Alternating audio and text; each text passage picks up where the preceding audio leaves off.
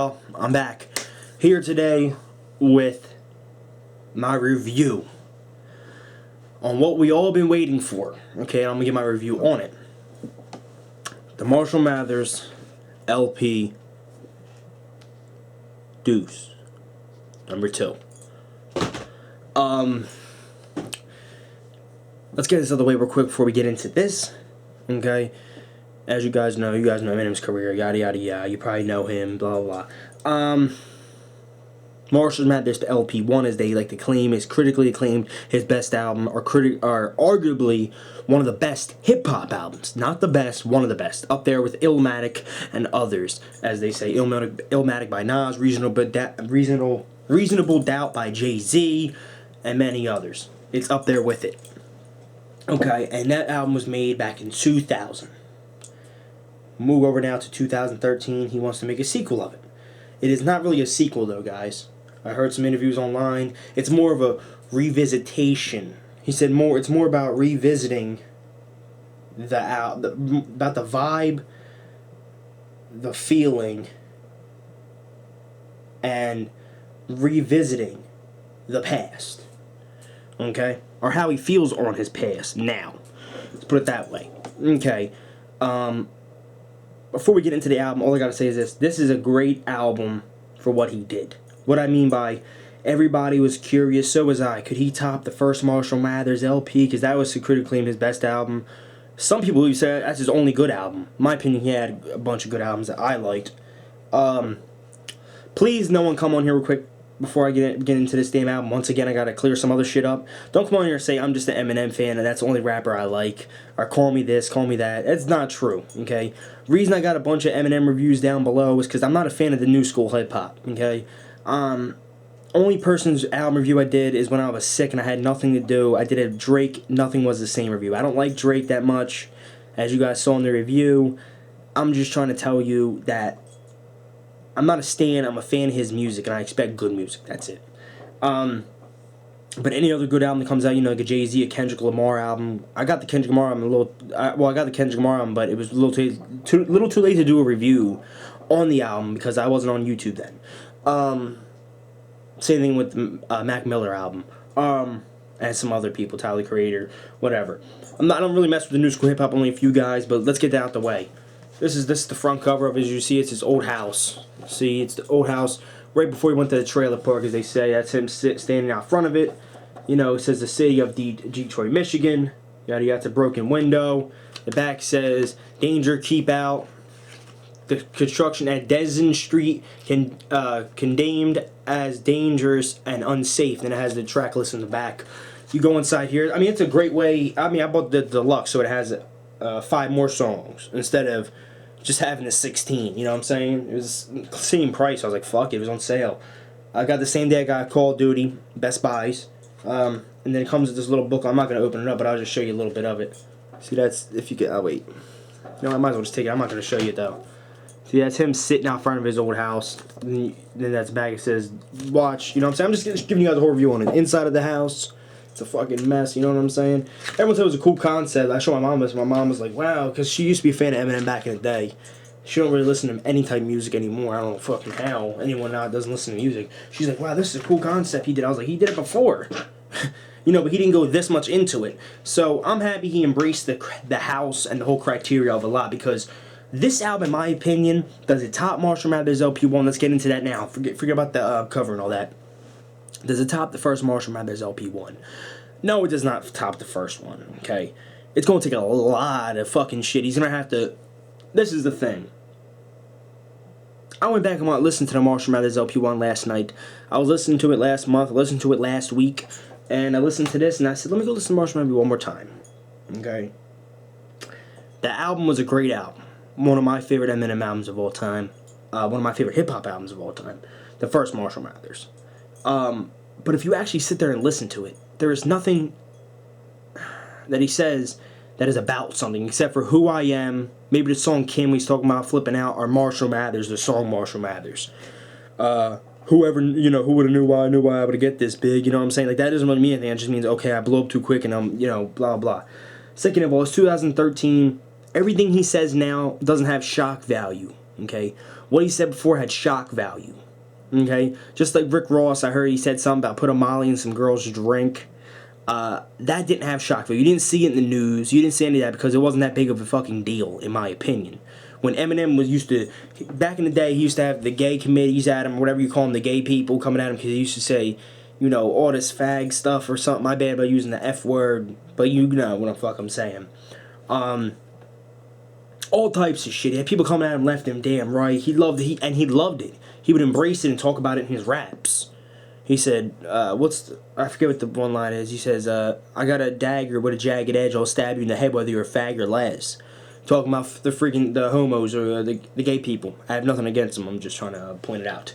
Now, let's get down to this album. The reason why I say it could top Marshall Mathers LP1, but it does not, is just because the Marshall Mathers LP1 holds so much weight, as I said, because of the shock value. But this Marshall Mathers, he actually embraces his neighborhood, his house, a lot.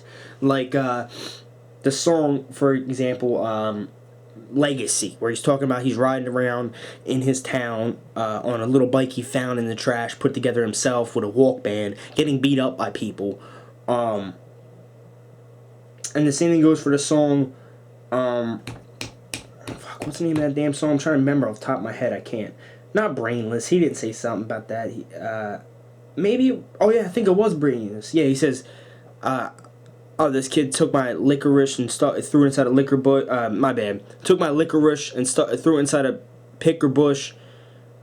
I was a puss or whatever because I was 6. He was 12. He was 12 years old and 6 foot with a vicious hook or something like that. And saying he was scared to fight the guy, a bully. Put it that way. Bad Guy. To start the album off is an amazing song. It actually goes right into Stand Part 2. As people don't know, people are like, Stand Part 2? What the fuck? How'd you know it was Stand Part 2? As soon as you listen to it, he says, my name is Eminem. He said, Eminem killed by Eminem. Matthew Mitchell. We even got the same initials. And I initially, yada, yada, yada. Great fucking song. 7 minutes and 14 fucking seconds. Great song. Loved it. And the reason you can tell it's a Stan Part 2 is because he kidnaps Eminem and tries to kill him. And they throw Stan samples in there. All types of good shit. Okay? All